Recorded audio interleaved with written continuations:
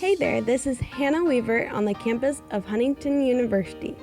You're listening to Rooted, an in-depth conversation with interesting people and topics that matter to the Forrester family. Make sure you subscribe to Rooted on iTunes, Google Play, or Spotify. You can find us by searching Forrester Radio Rooted. Today I'm joined by Denali Kern. Hello. And as an intro question, what is your favorite thing to drink other than just water? Okay. Other than water. I have two for this answer because it's a daytime, nighttime kind of thing. Daytime, I have this aloe drink that I really like. It's like, I say it reminds me of boba. It's like sweet water. I don't know how to describe it other than that. But it has like these chunks of aloe in it, and it's just really fun to drink. It's very hydrating, good for you.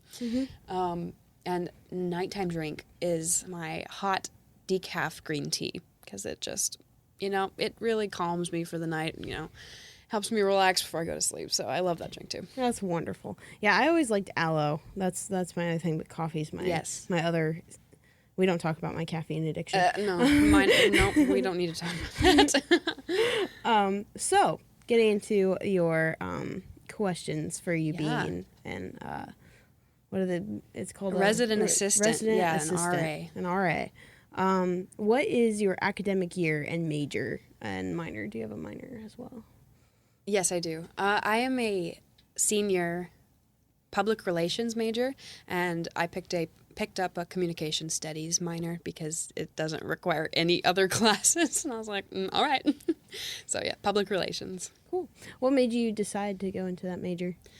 Well, I was originally broadcast media when I came into college, so I was in the DMA department, and I loved it so much. I loved being on things like this, podcasts, mics. I'm all about audio production. That's one of my passions. But I realized that the track I was going, the job I was wanting, didn't align with the life values that I was gaining. I don't want to give my entire life to my career, and that's the way I was going with my major. And so I was like, I think I need to pick a different path. And public relations is very similar to broadcast media, same realm almost, except no equipment, no software. Well, there's some, of course, but it's just PR is about people and about language, and those are also things that I'm very passionate about. It just fits me better. Very nice. Why did you decide to come to HU? What was the key thing that made you come here? I think it was a God thing. My mother had met a cashier at Kroger, and the cashier, for some reason, brought up her university that she went to. This is in Kentucky, too, so we're not even the same state. And my mom went home and looked up the university that she had recommended and found Huntington University. And my older sister, actually, who just graduated last year, she came before me, got an animation degree, and so it was a God thing, and I followed my sister because that's what I do. That's very cool. That's similar to me. My brother actually came here for nursing before. Yeah. I didn't know that. Yeah, he did for about a year or two, but he didn't have a paramedics program, so he didn't stick around, but he did enjoy it while he was here. Yes. So very, very similar paths there. So what is your leadership position? Like, what do you currently hold? What are your leadership positions on campus? On campus, I've held a lot of them over the years. Right now, I am just resident assistant because senior year I wanted less commitment, less affiliation. I needed some time to do work and graduate. So I'm just resident assistant right now under Quentin Graves is the new RD. Oh, nice. How long have you been an RA? Well, I was an RA my sophomore year as well. It was my freshman into sophomore year, actually. And I was an RA in Roush Second over like 29 freshman girls. Shout out to you freshmen. There's a lot of them still here. So, and that was a blast, but it was so crazy different from this year where I've been an RA for a few months now as a senior in Meadows Third. Okay. So. How did you get involved with that position? Like, what led you to getting that leadership position at HU? Well, partly my freshman year, my RAs were the first people to connect me to the university. really. Like, I wasn't a transfer student, but I did take a gap semester and showed up in the spring of 2020 rather than fall 2019. And so I didn't know a single soul on campus, except for my sister. But I didn't know a single soul. And Angel Moyer and Kate Schaub, if I'm saying her last name correctly, they were my 2 RAs freshman year. And they just made me feel very welcomed and part of the floor, even though everyone had already made friends with each other and I was new, you know. So that's part of it. Another part is just that I want experience in leadership and wanted the challenge of it. So, and I got that, especially sophomore year. That's very cool. Yeah. I, as a student government person, understand how important those roles are, not just to other people, but to yourself. Absolutely. Like, you definitely realize later on, oh my goodness, this helped me through this, and the other thing. It made me realize a lot about myself, just leadership roles, the way, I don't know, my kind of empathy, and I don't know. Yeah, if you had asked me freshman year, I would have said, I'm going to be a commuter rep. I would have looked at you like you were crazy, because I was like, I was not even inclined into any student government stuff. And then somebody was like, you should just do it. And I'm like, okay. So, what made you decide to be in that position? How did you get the position? What was the process? I can't remember who it was, but someone told me, you would make a good RA. You should try out. You should not try out, but, you know, apply. And just kind of boosted my ego. And I was like, all right, bet. I'm going to apply. And I did. And the interview process was all of the RDs sitting down in a room. And it was more of a discussion than an interview, really, because they would bring up questions about the way you react in crisis, or what would you do if a student came to you with an emotional need? What would you say to them? You know, talking about confidentiality and a little bit of the rules therein. And so the interview process was very laid back, and I appreciated that. So, because it was easy to talk to the RDs, really. Cool. What is your favorite aspect of your position? My favorite aspect is probably that it gives me an excuse to know everyone. I'm the type of person, I want to know everyone's name, even if I don't have the opportunity to get to know them. I want to know their name. I want to know, you know, I don't know. It's just me. People person.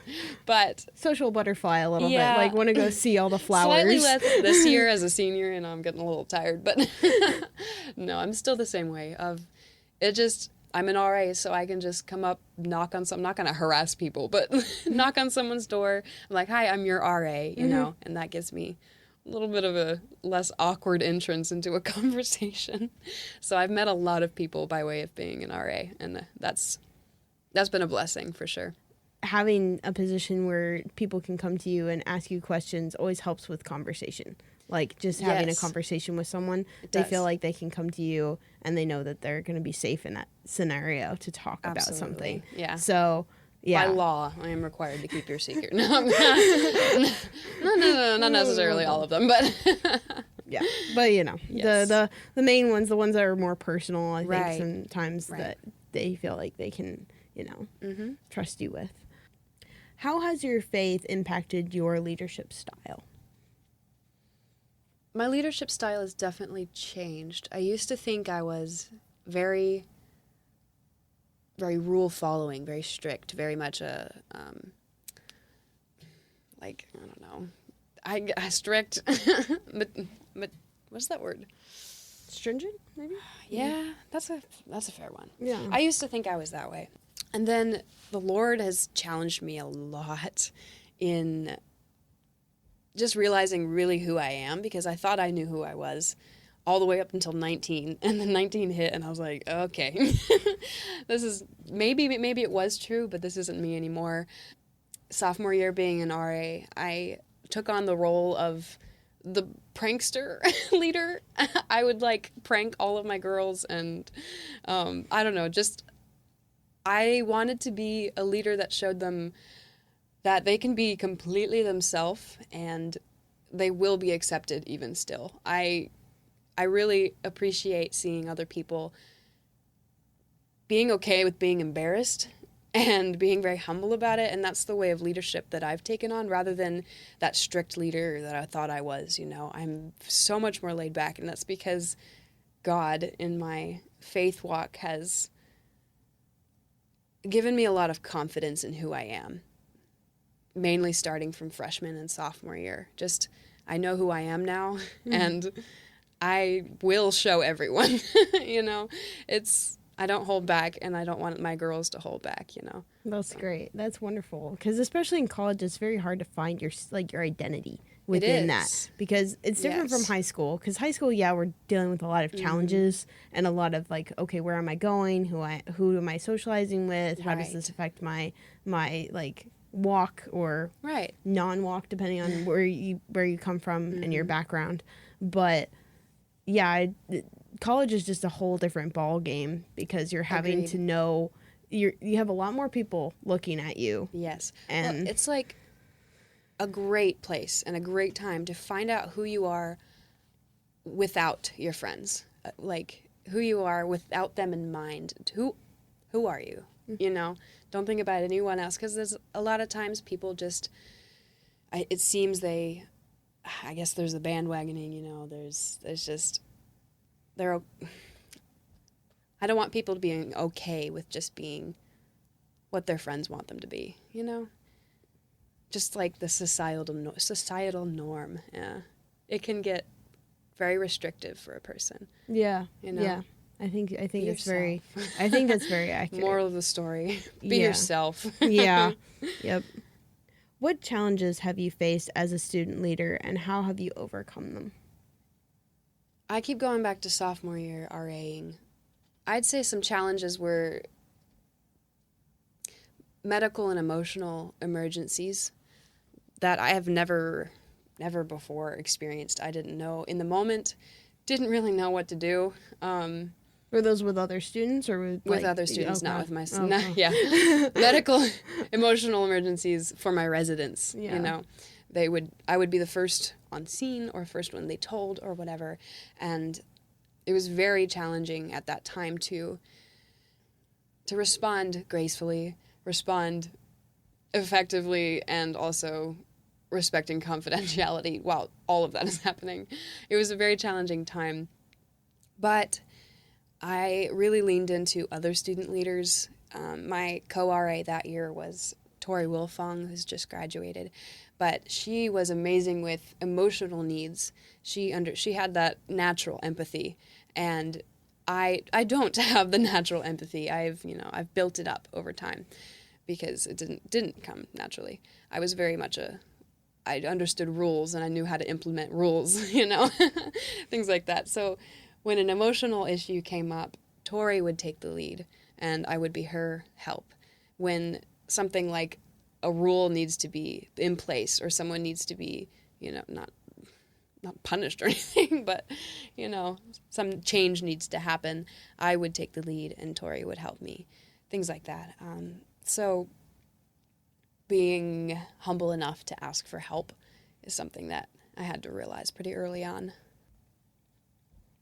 Who is an individual who has inspired or impacted you in some way? And this can be anybody. This can be somebody present or past or, Anybody. Mm-hmm. I would say my dad is someone who's really, really inspired me. I think in middle school and high school, I didn't really appreciate fully the things that he's done for me and my family. And it's kind of taken college years, and being away, distance makes the heart grow fonder. Being away has helped me realize that my father is a very devoted person, very sacrificial, very generous. And I can take his example in so many ways. The way he's led my family, though we've moved to 5 different states and so many houses within those states. He's military, so we followed him everywhere, and happily, because we knew he would protect us. He's a very devout believer in God, and I've gained most of my knowledge of the Lord and the Bible from him. So, I just don't know where I'd be without him. He's he's forever my inspiration. That's very cool. Yeah. Some people would say their parents, but I found more often than not some people won't. So it's very interesting to hear that perspective. I feel very that's great. That's grateful. that's a blessing to have that in your life, to have that family like unit thing going on. That's great. And I think that's desperately like missed, especially in our culture, is that connection with family. It's sad. Yeah, never catch yourself ungrateful for anything that someone doesn't have, you know, because I've seen it everywhere, and my heart cries for them, but I will appreciate what I have, because one day I won't, you know, kind of thing. So appreciate what you have now, and thank the Lord every day for the things that you have. Yeah, that's very cool. I love that so much, because that goes very much with how I grew up, which is this: you take care of family, you care about family. Yes. You know, that should be your priority. And hopefully family takes care of you. Yeah, for sure. That's always the hope and the goal, is that you take care of each other. Well, thank you so much for being here today, Denali. I really appreciate talking to you. This has been great. I always like seeing you on campus and having a quick conversation about a book or... Yes. Though you're a commuter, I see you often. Yeah, I'm always running. I'm always running around. I'm never in one spot for too long. So unless I'm absolutely dead tired and I've just come off of a shoot or something. Falling asleep at a hub table or something. Yeah, nodding off. I swear that's how I'm going to be when I'm old. I'm just going to be nodding off at random tables. Those are my favorite types of grandmas. Gam weave. Gam. That's awesome. I'm going to save that. Thank you for that. All right. Well, thank you again so much for joining me today. You're I really appreciate welcome. it. Thank you. Yeah. And thank you for listening. Make sure you subscribe to Rooted on iTunes, Google Play, and Spotify. And remember, you can listen to Forester Radio over the air in Huntington on 105.5 WQHU, or stream us anytime, anywhere on foresterradio.com. Stay rooted.